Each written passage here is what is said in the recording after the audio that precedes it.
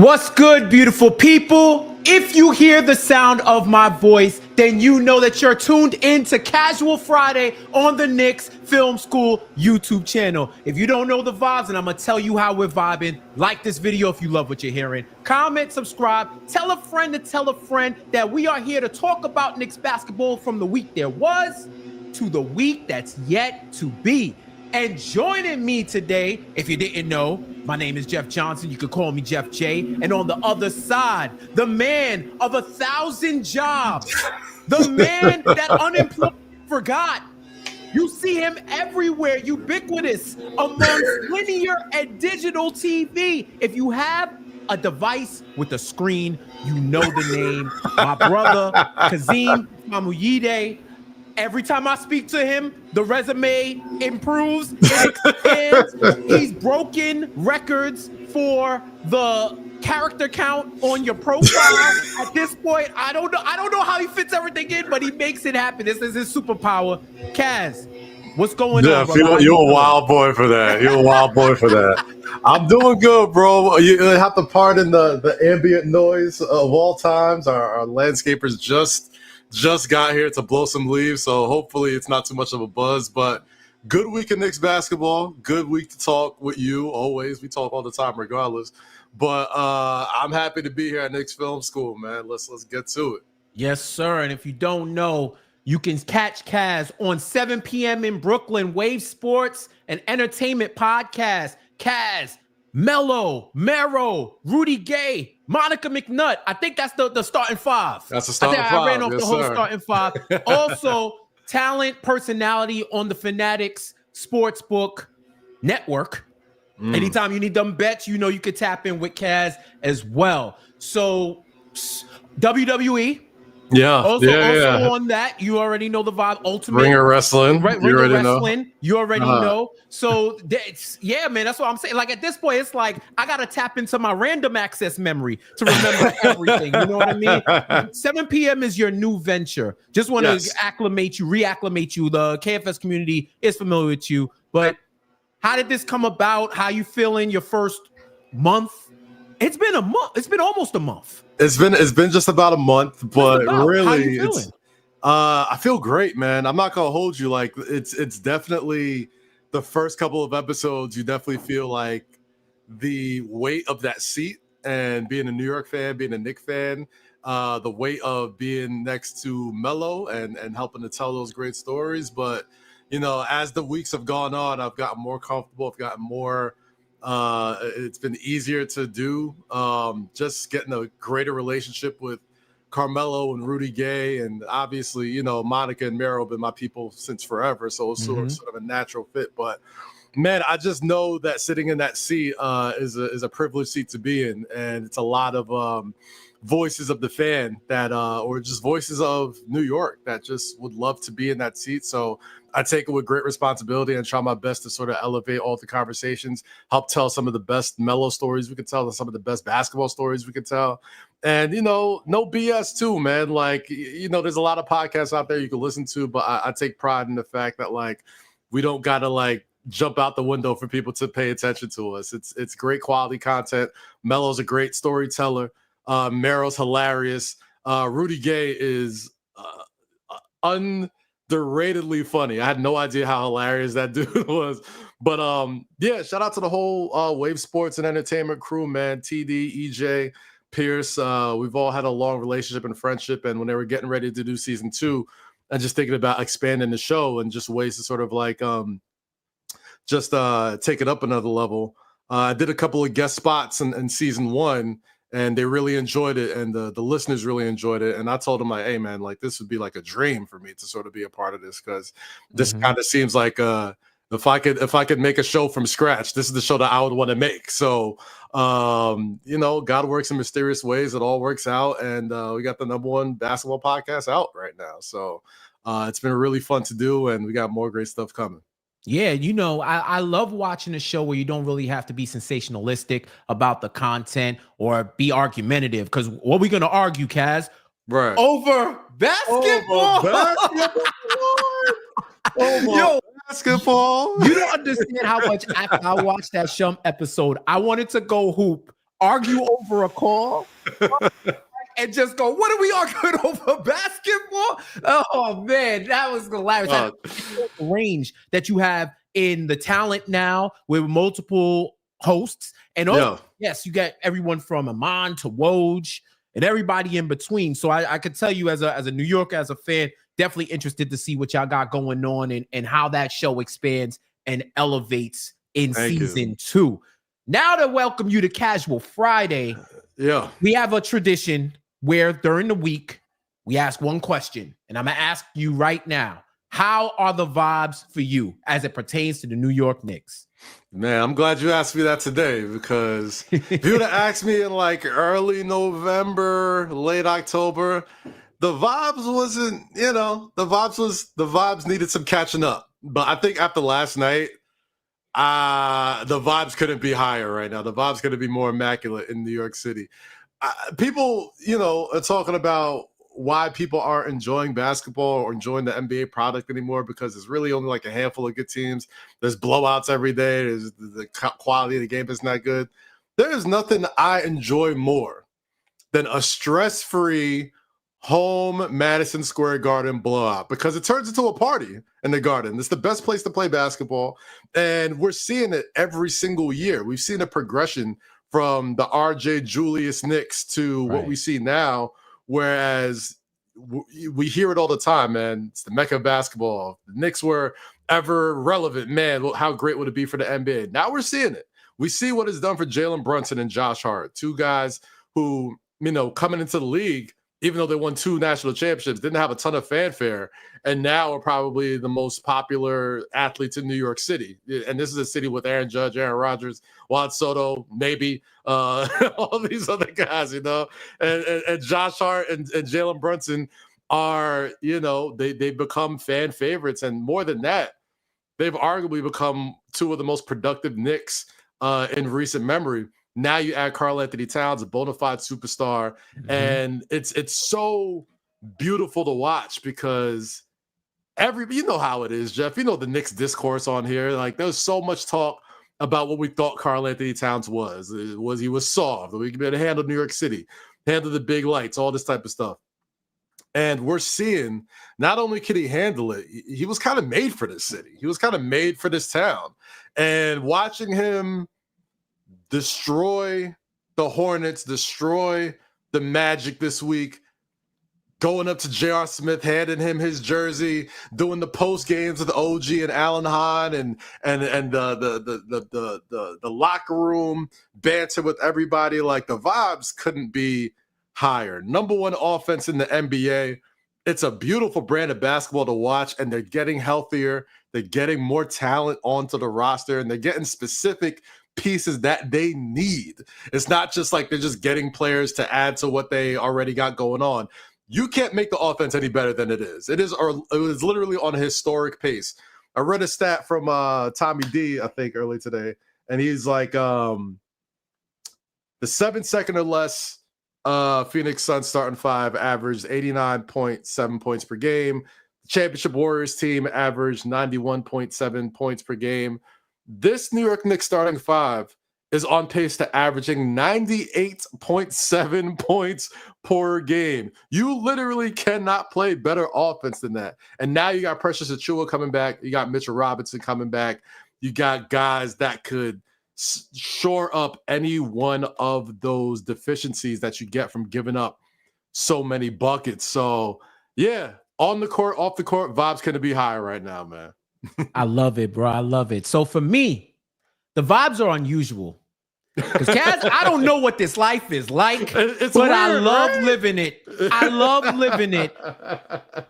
We get to see the beautiful game at Madison Square Garden for the first time in my Knicks fandom. And this is, we talking 30 plus years. First time in my Knicks fandom that I could say we are watching the beautiful game. We're watching generational offense, and that's not jumping out the window. That's not hyperbole. It's statistically relevant right now. And we're going into the Friday rerun because I might as well, because I'm coasting at this point, because I'm levitating every time I watch this offense. Knicks are 11-4 in their last 15, 8-2 in their last 10. We look at the basketball index. Shout out to Kirk Goldsberry. He does those efficiency graphics every 10 games and tells you what stands out, right? It's like the Where's Waldo for basketball nerds, where you're analyzing graphs. So if you're in New York City and you know the talk, the green book in math, if you went to New York City Public School and you had the green book where you had the trigonometry and you did the graphs and you say, okay, this is what we're finally using our math in real life for sports. The Knicks right now have the number 1 net rating over 10 games, the number 1 offensive rating, and 15th in defensive rating over the last 10 games. And just watching them right now, I know that as fans, we've become accustomed to watching gritty, tenacious, hellacious defense, getting it out of the mud. You are getting into a rock fight, and unless you're bringing a boulder, you are not winning against the Knicks. This is a change of pace, and this is something that I'm learning to embrace with every single game because it's just a little different. And it is not that it's different because it's a worse brand of basketball or not as gritty. It's because it's an elevated style of basketball. It's a modern style, and it's a style where this game against the Hornets, where they won 125-101, was the first game where I could say them and the Pelicans game, but more so this one, where teams finally feel the Knicks. They feel them. They're able, they walk out of this game saying, yo, we played the Knicks. That's how it was last season. But this is like a will in position on both sides of the court. And you know, Kaz, how I equate it, right? I know, Kaz, shoot, we might be going on 15 years, low key. Actually, yeah. Just about 15 years that I've known Kaz, right? And as long as Kaz has known me, he knows I've had the same car. He knows I had my same Acura. I had it 5 years before I met Kaz. Yeah. Right? So I've had this car over 20 years, all reliable. In its day, it was still unique, top model. Some of the things that you see in your cars today were birthed based off of what this car had in it. It was like top of the line back then. Having a navigation system in a car that was like from 2004 was like you were in 3004. You were back in that day, just to think about it now that it's so commonplace, right? Yeah. And I was used to it because this was the style of car that I was driving. Anytime I got into a car from this decade, I felt like a caveman. I felt like a caveman because y'all got seats that elevate vertically and horizontally. Yeah. Every part of the seat heats. There's new sensors. You could tell what the temperature is in the front of the car, in the back of the car. And I always made the joke that I didn't want to drive these cars because the minute I did, I knew I gotta live this different life. Either that or I gotta get a whole lot of bread and update this car like on some Pimp My Ride shit, right? But when I'm in these new cars, the feeling is different, but I have more fun because there's way more optionality. There's newer stuff that I didn't know I needed until I used it. Because I was doing things the manual way, the regular way from previous eras. That's how I feel as a Knicks fan watching this offensive team being accustomed to defense first. Right. And what I realize now is it doesn't have to be defense second, but there can be priorities and ebbs and flows. The Nuggets showed us you can have an average defense and a top offense and win a title. So seeing this change of play was a little jarring for me, but I can't front, man.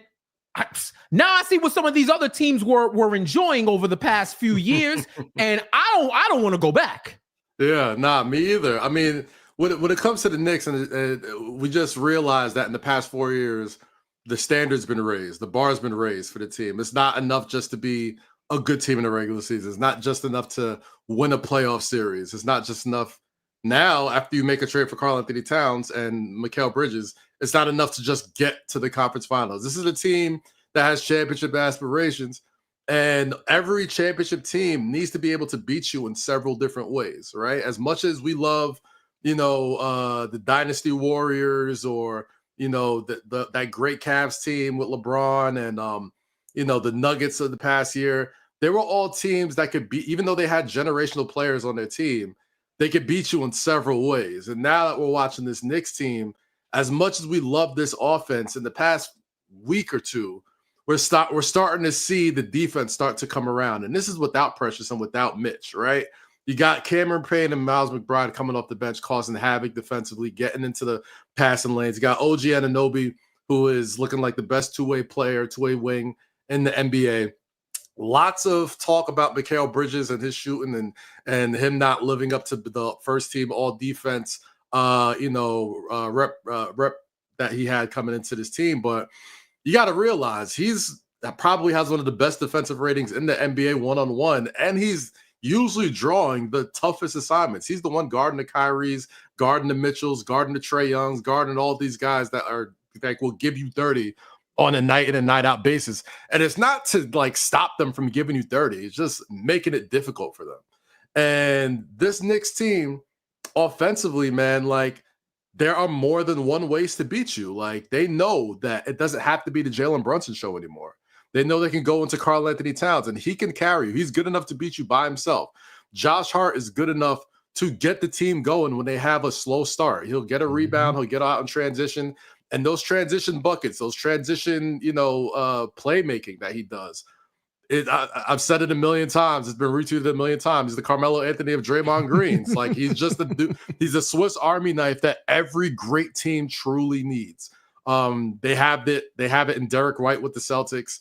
They obviously had it in Draymond with the Cavaliers. Hell, you could say Drew Holiday was that for the Milwaukee Bucks. But Josh Hart is sort of like this 6'5" cheat code who rebounds like a guy who's 6'10", pushes the ball like Jason Kidd, makes great decisions, and finishes at the cup just as good as anybody in the NBA.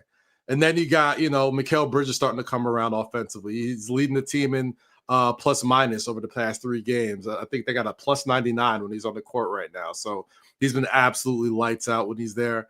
And then, OG Anunoby, who is making a case for being the Knicks' third All-Star this year, as far as his ability to play on both sides of the court, his ability to score the ball now, and create his own offense, something that the Knicks haven't had in a long time. And Jeff, we've known each other for very, very long.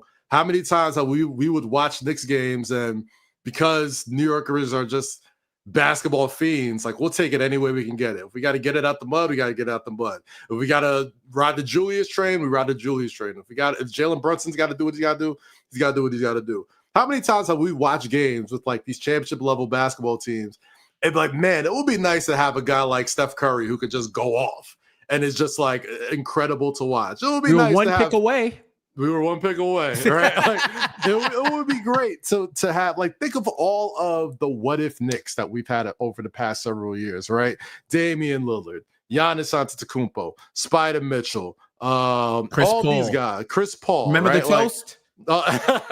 All these guys. You can make the argument that right now Karl-Anthony Towns is playing just as good as Giannis Antetokounmpo. You can make the argument right now that Jalen Brunson is playing just as good as Steph Curry or Spider Mitchell, better than both of these guys if you're making an honest assessment. And the big sort of sun in this solar system of this team, who for some reason just never gets the credit that I think he truly deserves, is Coach Tibbs, man. Coach Tibbs, we're seeing year after year, he's getting guys paid. When they leave the Knicks, they're putting up incredible numbers. They're getting monster bags. They're having career years when they play for the Knicks. Now, people can argue it's because he plays them 40 minutes, but I don't think you're going to go to a player and be like, I want to play less. You know what I'm saying? It gives them great numbers and great opportunity. So all of my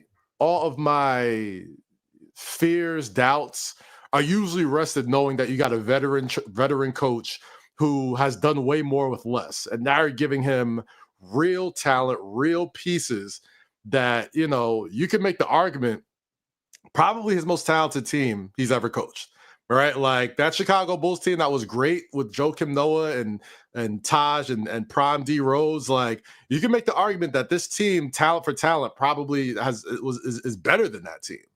And he's changed with the times. He hasn't been a dude that's been stuck in his ways and, play his way or hit the highway sort of thing. Like, yeah, some people hit the highway, but the brain trust of himself, Leon Rose, World Wide West, every move has been a net positive at the end of the day. Like, and these are guys that we love, like the RJs, the Cam Reddishes, hell, the Julius Randles, the Emmanuel Quickleys, Obi Toppins, all of these guys that became fan favorites here. Every single question we've had about the way they move in the front office has become a net positive for the New York Knicks. So it's definitely takes some getting used to, not just having a team that's fun to watch, but is also well ran from the front office to the coaching staff to the players, like policing themselves. Like they see what we see. They know we're watching the Utah game on a Saturday afternoon, the day after Thanksgiving, you know what I mean, or whatever it was. Like they know we saw what we saw. There's no BS with them. Like they handle it in New York, the media capital of the world. They never run from criticism. They own it. And that is such a great quality to have in a team. When you got guys like Josh Hart, you got guys like Jalen Brunson. And for the most part, when you got guys like Karl-Anthony Towns, who probably the most talented center in the NBA this side of Nikola Jokic and a win healthy Joel Embiid, coming in with no ego at all. Like, I think that's such an underrated part about this Knicks team. Like, he came in here with zero ego and is just played efficient, tough basketball. And all of the questions that people have had about Karl-Anthony Towns over his career, about his ability to take over or be the more of a defensive force or play a reliable center position, they're being answered. And we're seeing in the MVP polls, we're seeing the league start to take notice. Like, he is top 5 in MVP polls on NBA.com right this second. And it's more than just skill. It's about in here. It's about the vibes. It's about the chemistry, and it couldn't be better right now. In the words of Jeff Teague, low key. We need to start moving up. And it's gonna be tough to wrestle that away from Jokic and Giannis. Obviously, I'm not crazy, but the man has an argument for being one of the most impactful, valuable players in the entire NBA. Right. I think he's legitimately reached in the conversation talk. Oh yeah. The conversation. It's like you're in the neighborhood. You're right outside the neighborhood. Yeah, exactly. The Knicks right now are shooting 50, 40, 80. 50%, over 50% from the field, over 40% from three, over 80% from the free throw line. That's another underrated aspect of this offense that I enjoy so much, is the fact that they hit their free throws. There's still some shakiness here and there in the fourth quarters, which I just feel like I'm hoping that their offense can supplant any type of late game free throw misses. But overall, like, they went 20 for 20 from the line in the previous game. I think they hit their first 3 or 4 before they missed. But this is a team, they're amongst the league leaders in mid-range percentage of points. And you could thank the mid-range Messiah, Mikal Bridges, for that. And also the fact that they're able to distribute in a variety of ways. Somebody like OG Anunoby, who's the shortest guy in the top 10 of dunks in the NBA this season. When all of a sudden this man became Bruv O'Neal, right? Yeah. Like Shaquille O'Neal right now, London Shaq, right? So it's just amazing. It's really amazing to watch this growth. And this, rarely do you get an offense or any type of aspect of a team that's better than advertised. Maybe it might be as advertised or fall below expectations, but this is even getting to the point of exceeding expectations, to the point where they don't have everybody yet, and everyone isn't 100% firing on all cylinders. And you could see in previous games, especially like that New Orleans game, everybody doesn't have to shoot well for it to be a blowout. This is just they're Sure. becoming a force of nature, an inevitability that eventually, if your defense doesn't hold up, you're getting into a shootout, and a shootout with a team that can get stops when they need to, Yeah. even Well, if they're letting you score. I'll say this, man. Like Karl Anthony Towns has raised the floor of this team in so many ways that's more than just name value, right? Like you watch the Knicks over the past several years, as deep as they were in the center position between Isaiah Hartenstein and Mitchell Robinson. You know, if you foul Mitch, it's a gamble when he's at the free throw line, right? Yep. Like you know, if you foul Julius Randle, like even though he was solid at the free throw line, like it's a little bit of a gamble. Karl Anthony Towns isn't just like a good free throw shooter. He's an elite free throw shooter. He's an elite three-point shooter. He's an elite just bucket getter. And not just scoring the ball offensively, he breaks defenses because he can get the ball at the top of the key, and he's tall enough and he's loosey-goosey enough, as Walt Clyde Frazier pulls it, to see the floor and see so much of that cutting action that Mikal Bridges and OG Anunoby get so many buckets from. OG gets so many uncontested dunks because Karl Anthony Towns will get the ball at the top of the key and get the best shot blocker, the best rim protector out there guarding him, because you know he's going to line it up from three if you don't. And nobody has gotten more benefit than that from OG Anunoby. Jalen Brunson, everyone thought he was kind of a ball hog. He was kind of a nut. Dude is top 10 in assists this year, people. Like, he looks like, there's certain nights he looks like prime Damian Lillard. There's other nights he looks like prime Chris Paul. Either one of those will kill you if you have a stretch five who can pick, pop, get it done on the inside, get it done on the outside, and you got two wings who can light it up from downtown and get to the bucket. And Josh Hart as the Swiss Army knife, it is, in my opinion, the best starting five in the NBA. Like, I see you, Boston Celtics. No disrespect to the Boston Celtics, even though I still want smoke.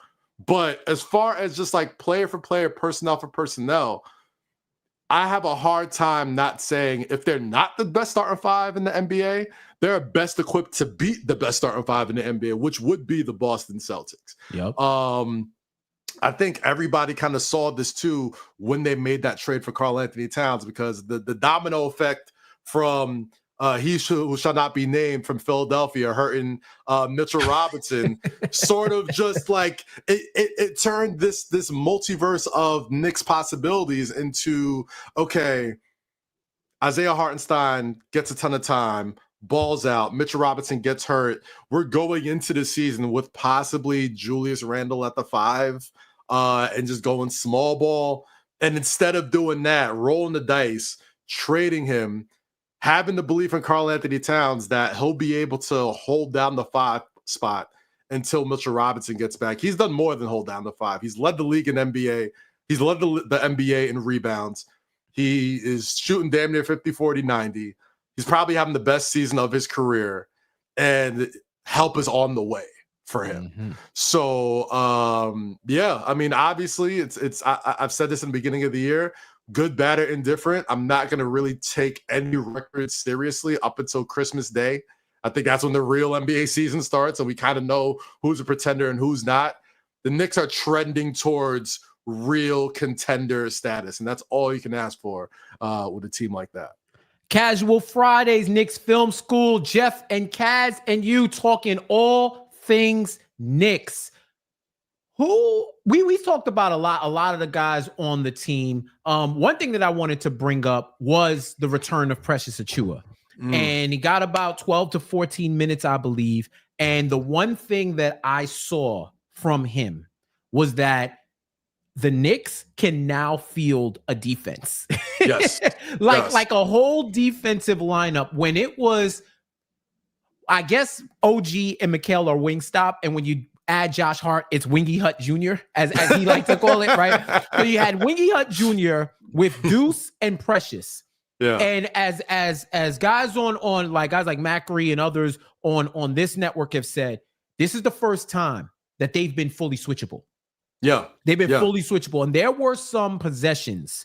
And yes, I know it's the Hornets. They were depleted, whatever. But that was the same Hornets team with like a couple less people who were giving the Knicks fits when they were trying to shake off the itis Friday at noon and trying to win a game, right?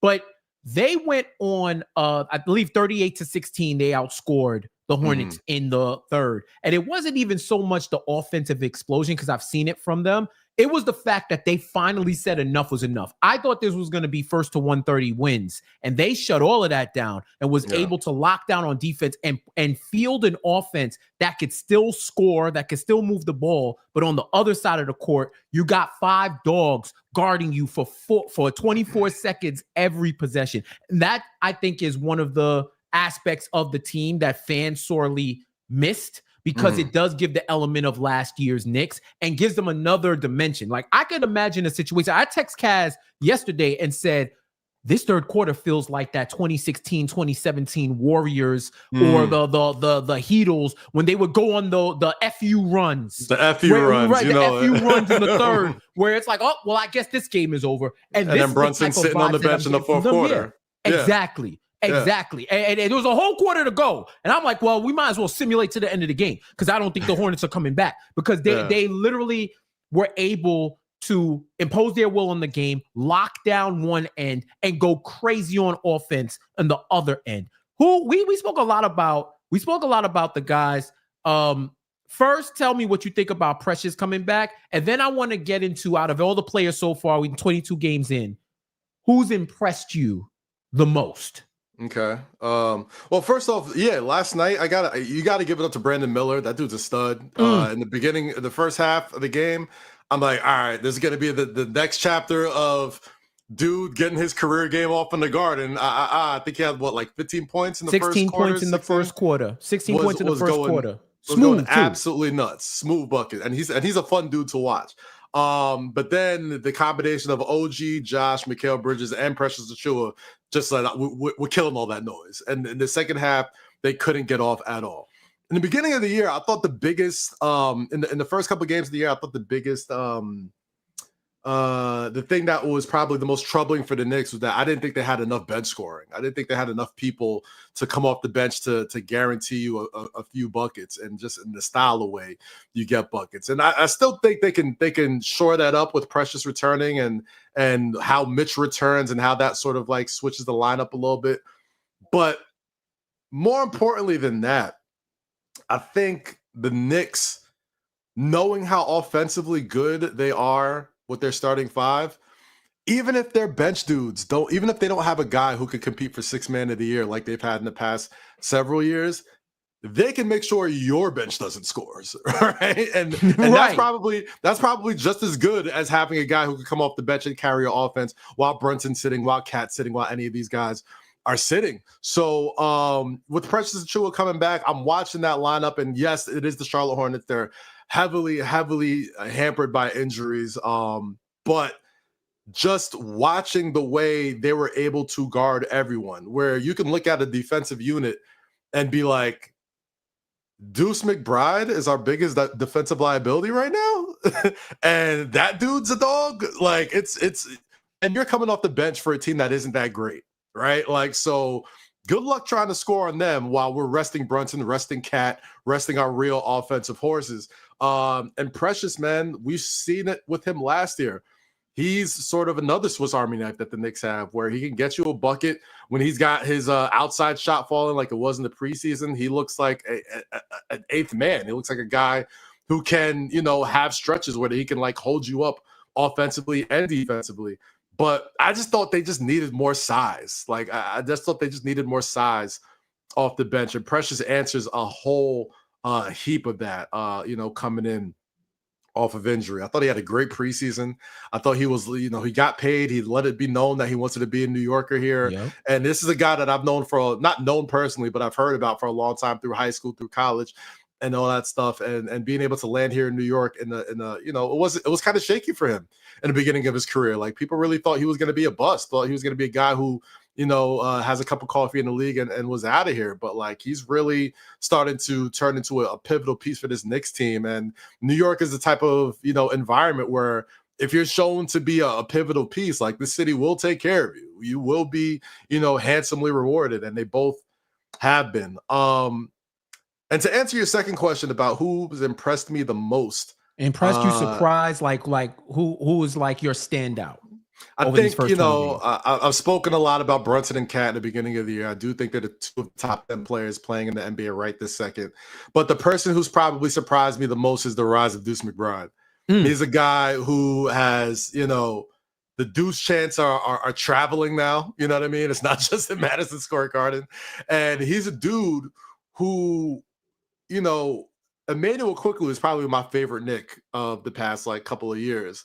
And he gives you that sort of off the bench spark and excitement that Emmanuel Quickly gave you, but a little bit more steady, right? Like, that even if he doesn't have it offensively, which is rare. I mean, the dude's like a 40% 3-point shooter now.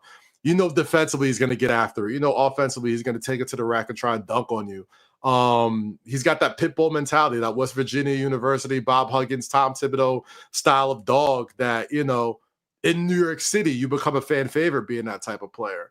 And there's been games where the Knicks have started off slow. Brunson hasn't really had it offensively going, and Deuce and Campaign have had to come in and really spark the team. So between all those guys, yes, Deuce McBride has probably surprised me the most, but I got to give a little bit of love to Campaign as well. He's a guy who I didn't really see the fit coming in to the season. I thought, Tyler Kolek was a stud that I liked out of Summer League. I thought it was going to be a big Miles McBride year, but Campaign and that irrational confidence and that just level of excitement that you can tell he got from being a Russell Westbrook understudy for a number of years has been awesome to watch. And we saw him kind of give it to us as a member of the Philadelphia 76ers last year in the playoffs. It's very nice to have that here now.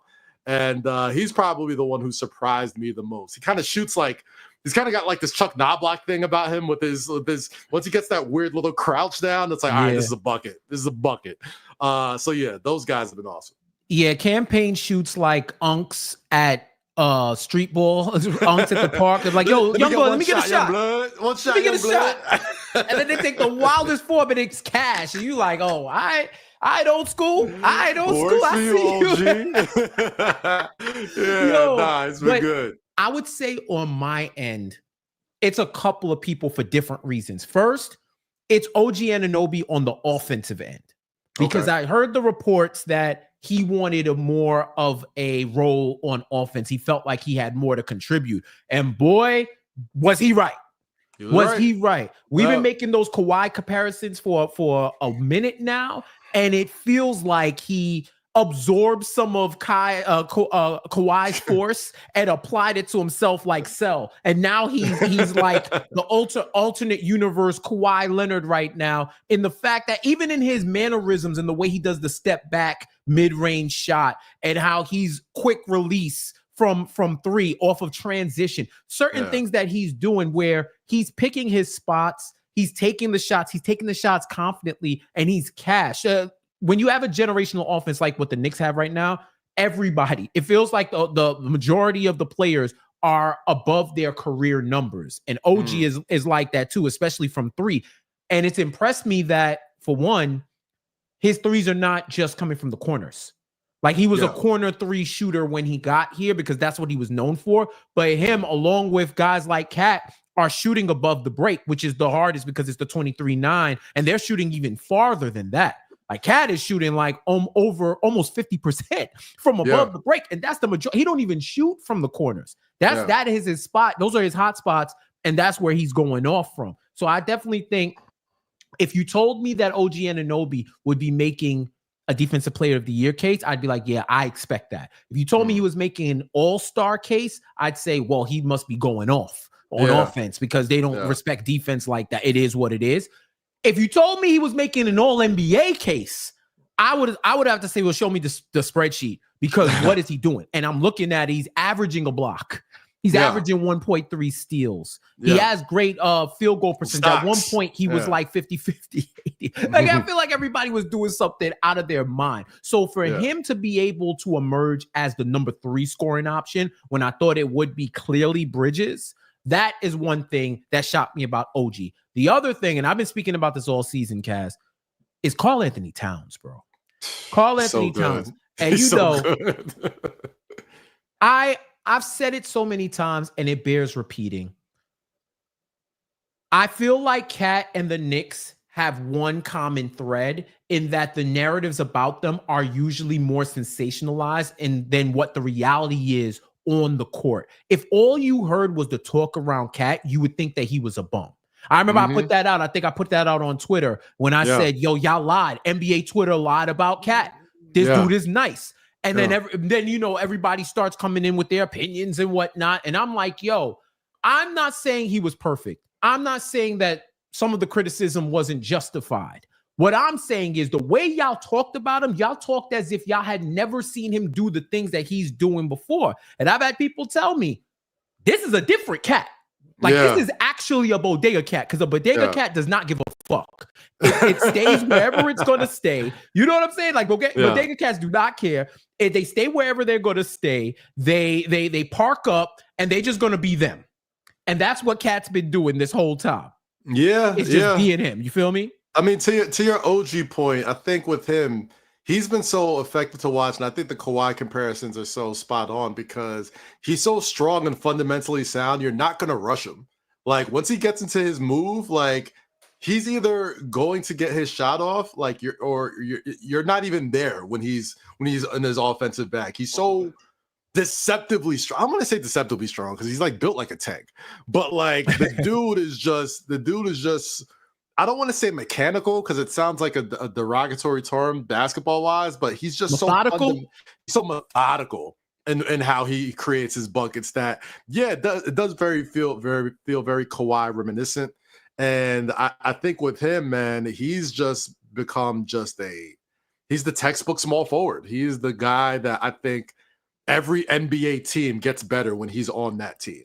Right? Like you can drop OG Anunoby on any single NBA team, all 32 of those teams, and that team gets better because he does everything that you want a wing to do. He shoots great from deep. He finishes strong at the rim. He can guard anybody, and he don't say shit. He's starting to talk a little bit now. He's starting to get into his fun guy bag now, right? Like the post-game interviews, snatching the mic from Han. Yeah, like I'm like, okay, all right. He's officially absorbed the Kawhi aura, like like he's starting to do that.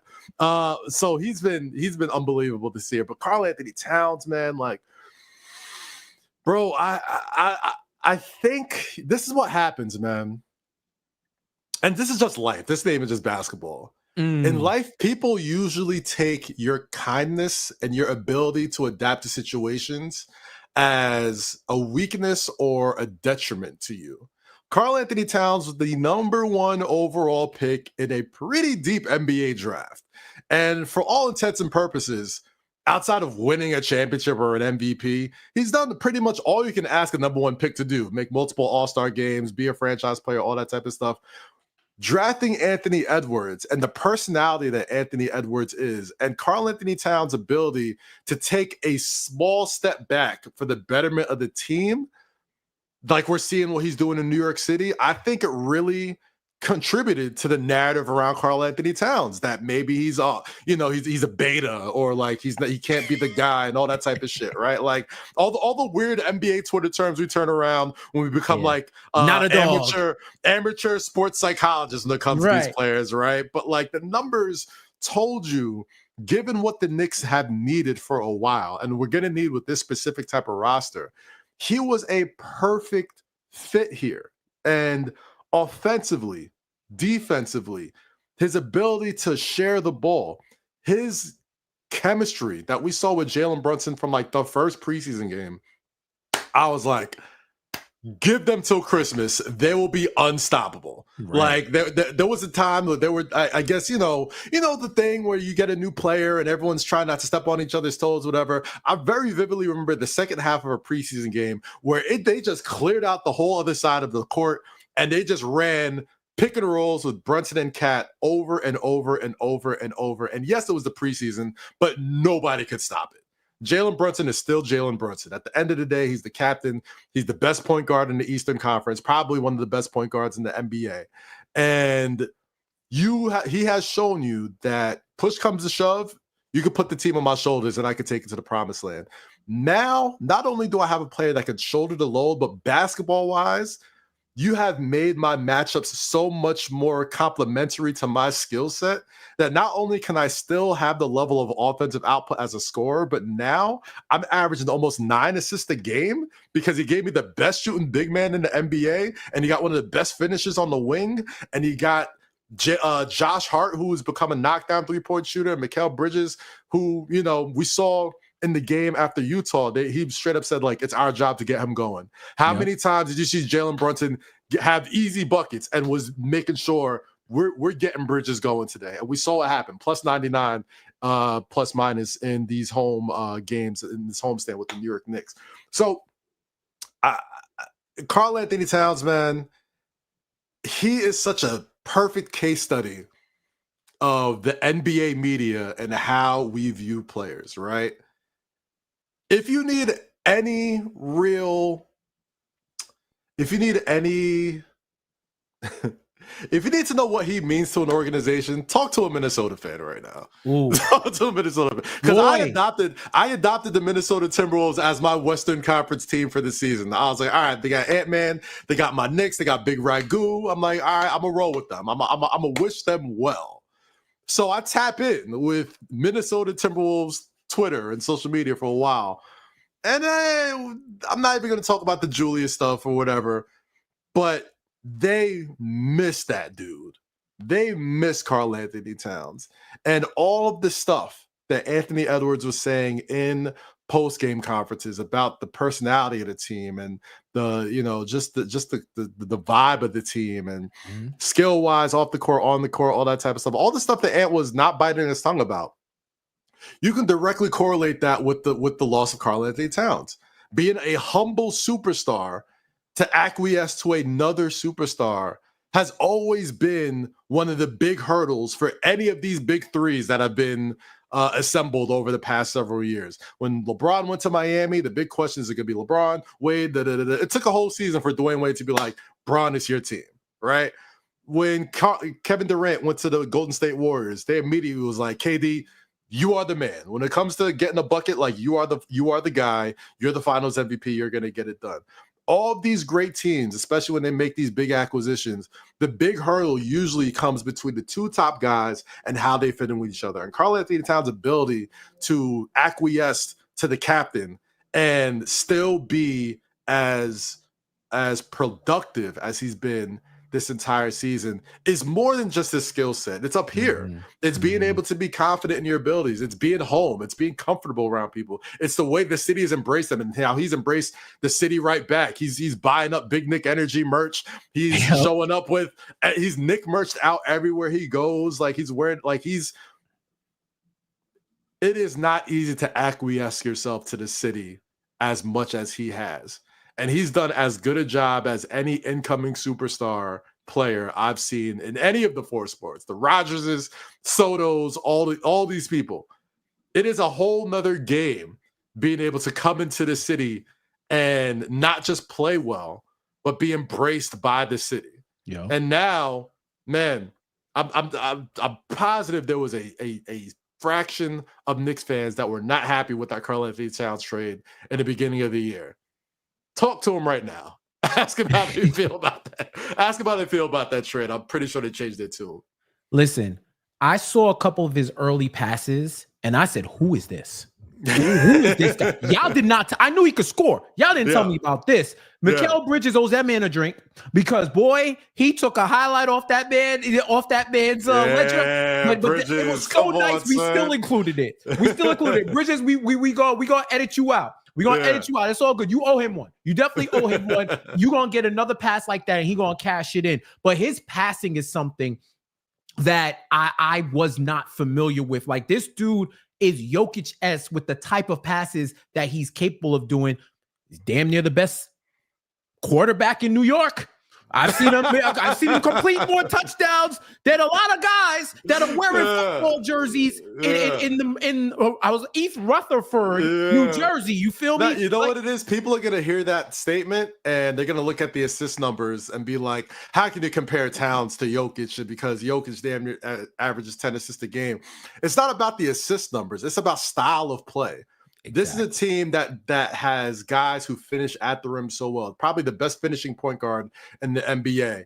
And the ability for Towns to draw out the best interior defender every time and find the best option. He gets probably more hockey assists than any center in the Eastern Conference. I'm not going to give it to Jokic is an alien. He's very different. He's very different. but Towns gets more hockey assists from any center I've ever seen. He passes more people open to another open shot that I've seen in a while, because whoever's guarding him is 7 foot plus, and knowing that you can't fake guard him like they would do with Mitch, like they would do with Isaiah Hartenstein. Like, you have to get out there and put a hand in his face or he will make you pay. And he's done that all season long. So just the ability, the threat of him from downtown has made him a much better passer than he probably than the numbers would lead you to believe. Yeah, I mean, he's the best 5 in the East, and that's not a controversial opinion or fact. It's a fact. He's the best 5 in the East. I won't say big man, because if you consider power forwards big men, then you got to bring Giannis into the equation, who had to go supernova to help drag the Bucks from the dredges of the Eastern Conference back to respectability and back to cash in my over on the Bucks. I still believe in y'all, but y'all was wilding. Y'all was wilding for the first. I had Giannis as my preseason MVP. Like, I picked him. I was like, it's going to be one of the same 3 guys, and I think it's going to be a Giannis here, because I feel like he's going to need to do more to get it done. And I think, outside of Jokic, he's probably the MVP right now. Listen, the same way I would tell Jalen Brunson, I know it's on you, fam.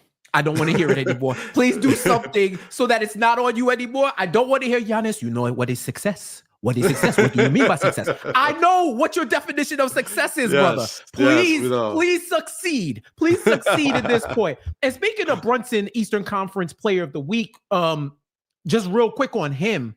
I mean, we can talk about everybody. We sprinkled on the Josh Hart. Is Josh Harting like no one has ever Josh Harted in NBA history? This dude is a walking triple-double. And oh, by the way, I feel like he's one of those mini bosses from old school video games that you see them and they have a new move. And I'm like, who unlocked this? You play on a different difficulty level, and all of a sudden they got a new tool or they got a new technique. And you're like, yo, I was planning for this, and now you switched it up. Now all of a sudden he hits threes. And this adds another dynamic to the Knicks offense, because now you have nowhere to hide. You have no person to hide on this 5-man squad, because they will punish you. And one of the reasons why they're able to is because of Jalen Brunson's elevated playmaking. This dude has reached another level again, just on playmaking. He's almost averaging 3 more assists than he has in his career.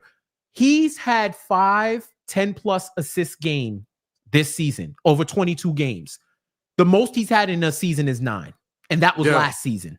9 over 82 versus 5 over 22. So the fact that he has better offensive talent around him, and he's making a concerted effort to elevate this team while being able to pick spots, because he saw in the first quarter it wasn't really shaking like that. So he took over and scored 19 points. He be giving the Hornets hell too. Low-key, historically, he gives a lot of teams hell. Right. So 19 first quarter points. He's able to revert.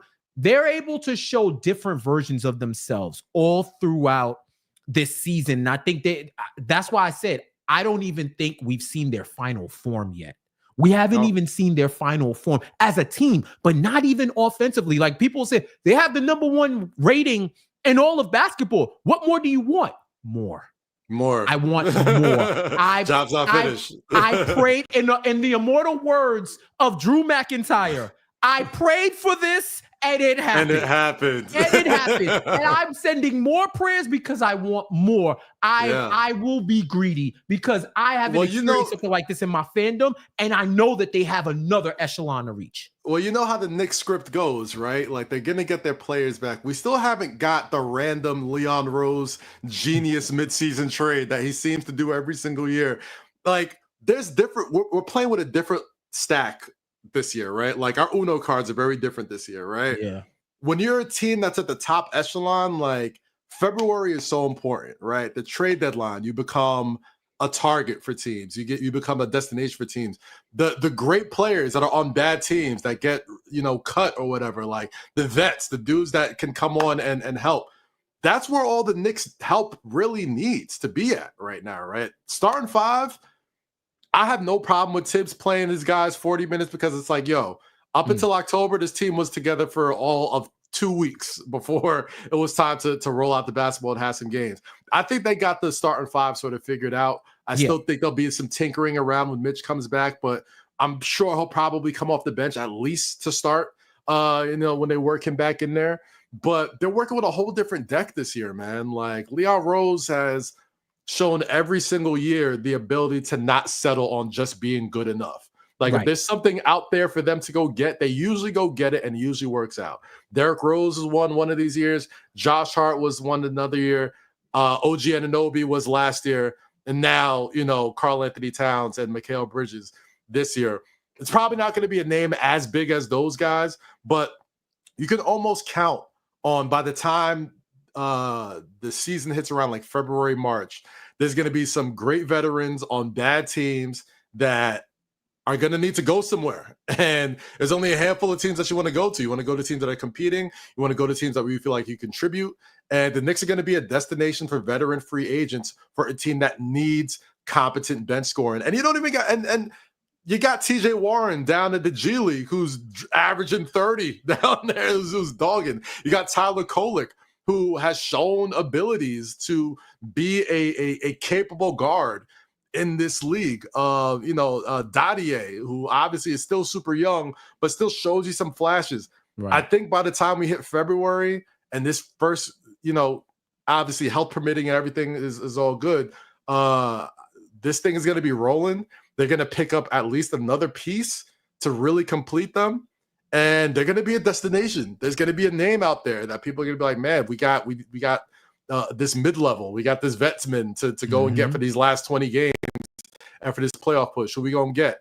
Like who knows what DeMar DeRozan in Sacramento is going to look like, right? Like they're already talking about, fixing him out of here. Lonzo Ball is going to be somebody who's probably going to be available in a couple of, there's going to be some nice names out there that aren't earth-shattering players that you don't need to mess up or tinker with the starting five. Right. They know their role is to come in off the bench, give you 10, 12 good minutes, and then back to the starting five, right? So vibes is good right now. The health gods have been on our side right now. Fingers crossed. And just style of play, man. It's not just effective.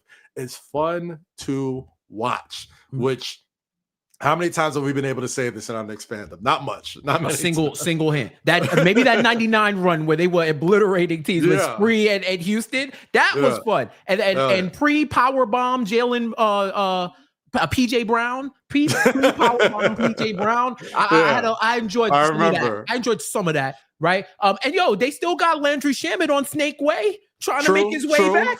He's in the hyperbolic time chamber, you know what I mean? Getting his shoulder right. With King Kai, you know what I'm saying? Before I get you out of here, Kaz, we're gonna tap into some super chats. Wanted to talk something that I'm looking forward to next week. Usually I do predictions, but there's only one game I'm really focused on. It's that NBA Cup quarterfinal matchup. Yes, sir.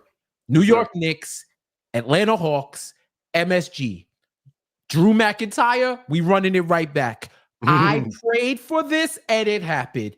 Yeah. To get these Hawks, to get Trae Young back in the Garden in a playoff formatted situation to finally avenge. I've been walking around like Arya Stark with a list of names. Jimmy Butler, Trae Young, Tyrese Halliburton, the Walder Frey. You know what I'm saying? The Hound. I'm checking everybody else. I'm checking everybody off. And while the fortunes of the teams have gone in opposite directions, obviously the Knicks have been ascending, and the Hawks have been the play-in poppies, the official State Farm play-in team of the NBA Eastern Conference. I think this is going to be another tense test because over the last 10 games, the Hawks have been fifth in defense. Trae Young over these last 10, he's been doing his thing with the assists. He's been uncharacteristically off from three-point range, but he's been making it happen otherwise. And the Knicks lost the winnable game in Atlanta, but they're 8-2 in MSG.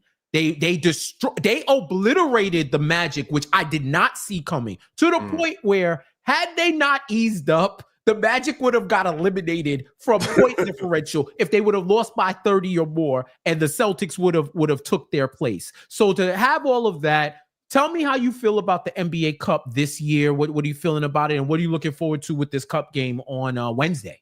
Well, I want the cup. I mean, like, if you in it, you might as well win it, right? Like, I know those people's like, it's a weird tournament, it's not a real thing. Da, da, da, da. I'm like, listen, if it's things to be won, I want to win it. I'm not in the position as a Knicks fan to be judicial about things to be achieved as an NBA team. And if the NBA Cup is a stepping stone, like, listen, say what you want about what it was. I truly think the run that the Indiana Pacers had on the NBA Cup last year gave them a lot of confidence going into the second half of the season and eventually ending up at the Eastern Conference Finals. So it's not nothing, right? Yeah. And notoriety too.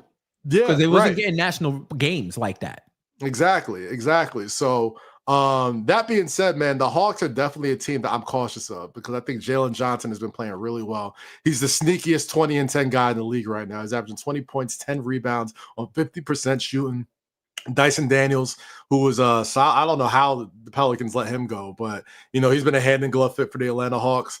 And obviously Trae Young in the Garden is always going to be a fun thing to watch. So it almost feels too right to have to go through the Hawks to go to the NBA Cup. So even if you don't give a damn about the NBA Cup or whatever, the fact that you got to beat Trae Young to get to Vegas automatically makes it a game. Automatically makes it a marquee game. There's stakes there. And you can make more than anything. You can make the argument that like the biggest enemy of the New York Knicks has been boredom over the years. Like every game that they've lost this year, I knew they were going to lose within the first 6 minutes of the game.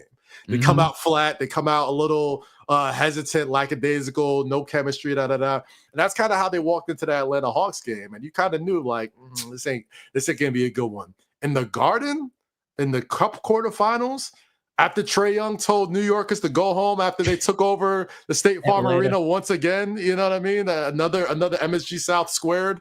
I feel like we have 4 MSG Souths now. We do. But it's going to be an atmosphere in there. I'm going to be in the building for that game. Yes, sir. It's going to be – listen, we talked about how much Karl Anthony Towns has ingratiated himself into this city.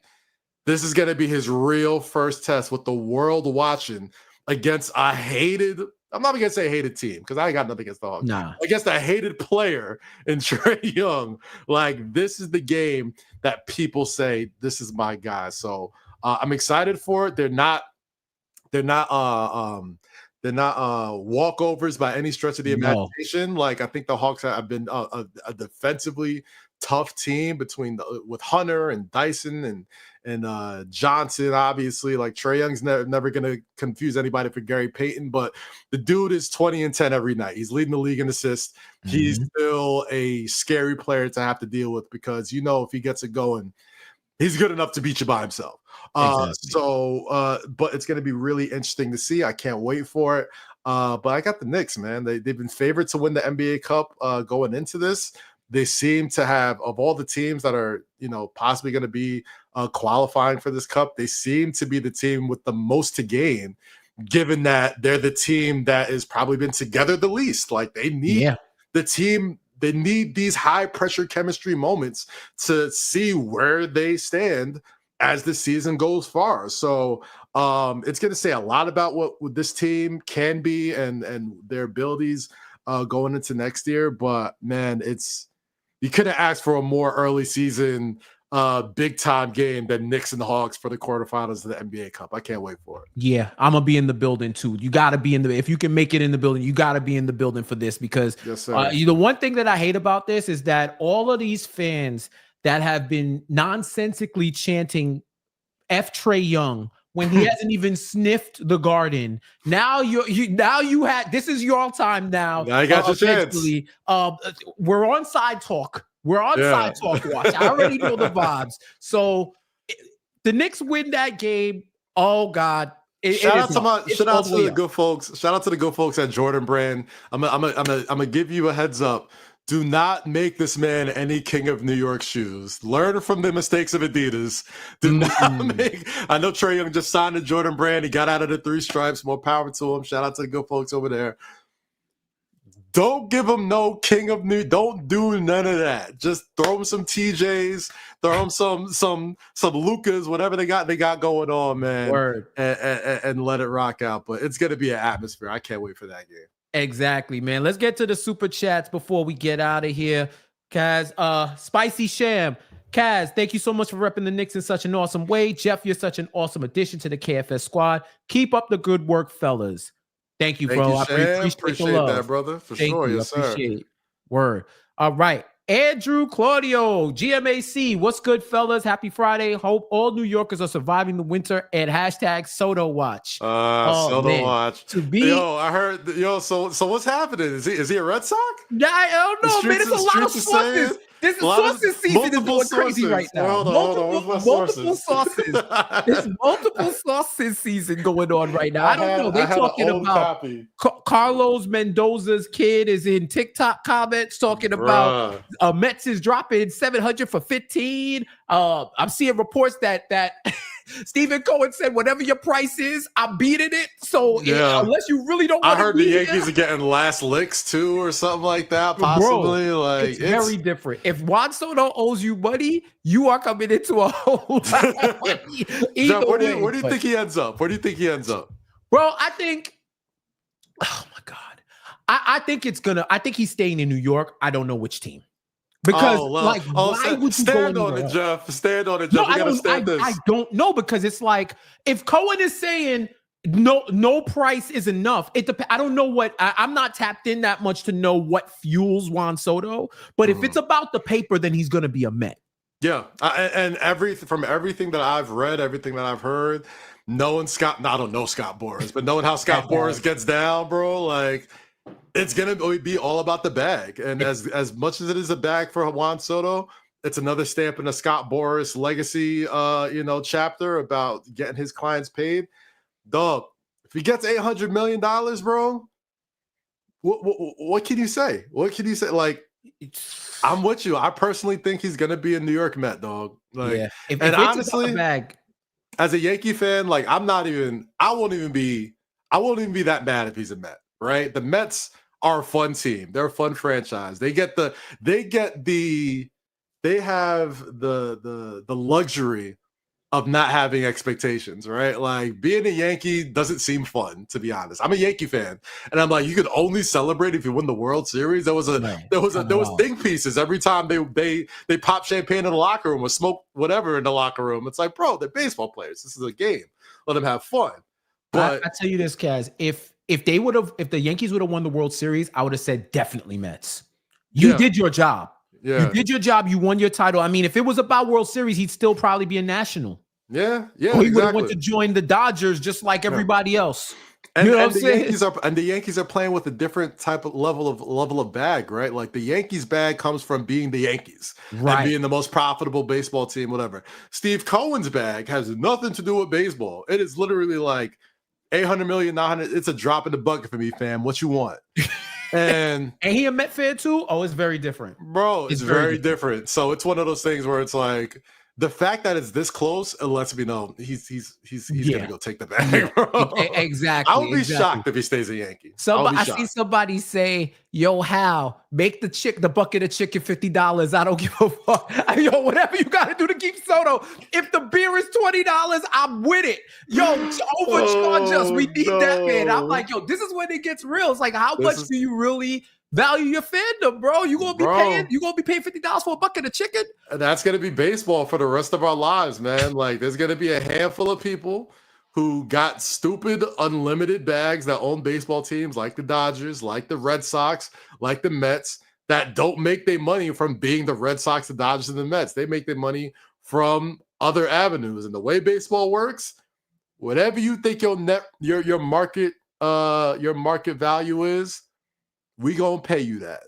fucking salary cap. Yeah, So they got that. it's gonna be interesting, man. It's All gonna be right. interesting. Last one, Andrew Claudio. One more. Kaz, please tell any KFS listeners the Kobe to the Knicks story from Woj on 7 p.m. in Brooklyn, and tell me why this wouldn't have just been an Aaron Rodgers or the Jets scenario. Now, I was listening to it. I remember you said it's gonna put a 12 gauge in your chest, but from what I understood, it wasn't really a possibility because the Lakers wasn't gonna wild out the way that he thought. Right. So from what I understood, right, and the way Woj talked to about, and we talked a lot off camera as well. He was referring to the amnesty days of the NBA, right? And if my math and my dates serve up correctly, that was right around the time when Mark Cuban got on social media and was like, hey, they should amnesty Kobe Bryant. That's the only way that the Lakers will, stay competitive and get better. They have to use their best asset. And for a while, it was a prevailing theory that it was a possibility that, obviously we're going to look at everything with Kobe with rose-colored glasses now, but like back in the day, like Kobe wasn't the same Kobe at that time. He was still a very good player. He was still the Black Mamba on certain nights, but 82 games a year, he just wasn't that guy anymore. Then he has the amnesty that game, right? Like I think he goes against Dallas, has like 60 or something like that. He gets on Twitter and tweets amnesty that. So the way I remember that, yeah. The way I'm thinking, if he doesn't have that game, there's definitely a multiversal sort of, you know what I mean? Like a timeline. Kobe? Where Kobe, listen, That's a lot nuts. That's political suicide. Again, Adrian Wojnarowski, legend. Prayers to him, obviously, as well. Of course. He said the exact same thing that I think every Lakers fan was thinking. They would have burnt Los Angeles down if they did amnesty Kobe Bryant, which is an absolute fact. We've seen it didn't happen. We know how much Kobe Bryant means to Los Angeles. And of course, why would it be an Aaron Rodgers to the Jets scenario? Because Kobe hurt his Achilles as a Laker and not as a Laker. That's also true. That is a uniquely Jets luck situation for him to tear his Achilles 4 games into his Jets season. So listen, New York sports fans, we deserve this, man. I don't care what anybody says. They don't pay your rent. They don't pay your bills. Right. We can be all Lions right now, bro. We can be all Lions. Just look the other way. Just, especially Jets fans. Y'all in the AFC. Y'all can just, you know what I'm saying? They got Dan Campbell cutting promos after every game and stuff like. And they are the most innocuous team to root for because Detroit and New York don't really got smoke like that. It's a mutual respect. And the Detroit Lions, the Jets have won more than the Lions. Yeah. Historically. The Lions haven't won anything. Yeah. Right. So they're actually living the Jets fans' wildest dream right now. So I'd say if you want to root for somebody, and if you're a Jets fan, that is the franchise you can look at and be like, see, these guys won 0 games one year. Won 0 games. Whoa. They went with over. Megatron, right? They went over, dude. Like, as bad as it is as a Jets fan, you could look at the Detroit Lions right now and say it's possible. You get the right coach. You get the right philosophy. You get the right type of players. It's possible. This thing could turn around one of these days. That's the team you got to look at. Look at the Knicks. Look at the Knicks. You know what I mean? But in any case, man, 7 p.m. in Brooklyn episode with Adrian Wojnarowski is out right now. Myself, Carmelo Anthony, the Kid Mero. Incredible conversation. We taped it about 2 weeks ago. Obviously, we obviously didn't know about his diagnosis until the rest of the world found out, which is typical Woj. Keeping his sources to himself. It was an incredible basketball nerd conversation, man. Just about the what if scenarios of the league, and just his history with Carmelo Anthony, his history with Kobe. Obviously, we talk about the Kobe to the Knicks story and all that type of stuff. But one thing that I've noticed just being around Carmelo as much as I have doing this podcast is the relationship him and Kobe had. And while we can look at it with like NBA 2K eyes and be like, Kobe's a different player, the relationship that Kobe and Melo had, from my point of view, makes me think we would have seen something completely different from those two if they were teammates. Now, obviously, clearly, he always wanted to be a Laker. In any scenario, he always wanted to end up back in Los Angeles. So I don't know how real it was that the Lakers were ever going to amnesty him. But the fact that he only had really one choice, which is going to play with Carmelo Anthony in New York, not just shows you how much respect he has for the Garden and New York City, and he's Kobe Bryant. There's only a few cities that can even absorb a Kobe Bryant level talent into their city. So New York makes a lot of sense, but obviously the love that he has for Carmelo Anthony. Melo tells some great Kobe stories on this episode. Check it out if you haven't yet. And Yes, man, it's so much fun. We got a ton of great episodes coming in the next few weeks. I can't wait for y'all to check those out. Yes, sir. Kaz Famuyide on Casual Friday, making it happen. Shout out to the family. Shout out to everything you doing, my brother. It's always a pleasure. Shout out to your family, man. It's beautiful, beautiful. Look at us. Look at us. Who'd have thought? Who'd have thought? Who would have thought? 50 years ago, we wasn't talking about no marriage and kids and all that. We trying to sneak in up these industry parties. You feel me? We trying to finesse our ways. I'm talking about ski mask and black under the eye. And you know, there was a joke out there. There's a joke hanging that I could have made. But I'm gonna leave it to the side. I'm gonna leave it to the side. You know what I mean? 2 words for you, Jake Gyllenhaal. You know what I'm saying? that was we might have been no type of movies we had to make. But yo, Kaz, one more time, tell the people everywhere where they can find you. My podcast, Sailors with Kaz, Loki, and Rosie. Catch out some classic episodes of that whenever you get a chance to. Obviously, 7 p.m. in Brooklyn drops every week. Go subscribe on the YouTube channel, socials, everywhere you get that. For my wrestling fans, you can catch me on the Ring of Wrestling Show, Masked Man Podcast, and myself, David Shoemaker, every Monday and Thursday, breaking down all of the wrestling. And every day, you catch me breaking down NBA content, betting content for Fanatic Sportsbook on the app, on the socials, everywhere for some of our local networks in Denver, Chicago, Indiana, all those places. I try to stay effervescent and busy. So, but yes, it's great. It's always great catching up with you, Jeff, man. Yeah, man, you're getting a purview into like our day-to-day conversation. You're just seeing it. You're just seeing it live, slightly edited for clarity and for political connects. You feel me? So that's all we have to do. Also, before you get out of here, one more time, tell the people about Wale Mania. What's going on? What's going on? Because I was going to ask you. I'm going to ask you right now. Hey, man. So Wale Mania, April 17th, 2025. Brooklyn Bowl, Las Vegas, Nevada. And for folks who may not be familiar, Wale Mania is the premier WrestleMania weekend party that we've been throwing for the past 9 years. We are throwing our 10th anniversary this year in Las Vegas, the Thursday heading into WrestleMania at Allegiant Stadium. We have so many incredible moments planned for you. We're still getting cooking. We still got a lot to, sort out there, but it is definitely happening at Brooklyn Bowl. Favorite stars from all walks of wrestling, WWE, NXT, AEW, Ring of Honor, New Japan, hip-hop artists from all walks of life. Last year we were in Philadelphia, so we brought all of Philly out. State Property, Freeway, Beanie Siegel, Connie Diamond, DJ Money, Young Chris, Wale, obviously. I mean, Westside Gun, Smoke DZA, Beanie Siegel. Like, it is, if you're a wrestling fan, if you're a fan of hip hop, and if you're at WrestleMania weekend just looking for a vibe before you get into the wrestling craziness, Wale Mania every year has been the place to be. But not only that, we always show respect and love to the great wrestlers currently and of the past. We have our Wale Mania Guest of Honor every year. Over the years, you've had guys like Rey Mysterio, Shelton Benjamin, Naomi, Trinity Fatu, MVP, the Usos, Solo Sikoa. I mean, just incredible people, wrestlers, family, guys that I've known for years. I got Big E. FKA Langston. FKA Langston. Yeah. So, folks, it's one of those things, man. If you're a wrestling fan, if you know, you know. I catch you Thursday of WrestleMania weekend. You know the vibes. Yes, sir. Yes, sir. That does it for another edition of Casual Fridays. I'm your host, Jeff Johnson, Jeff J.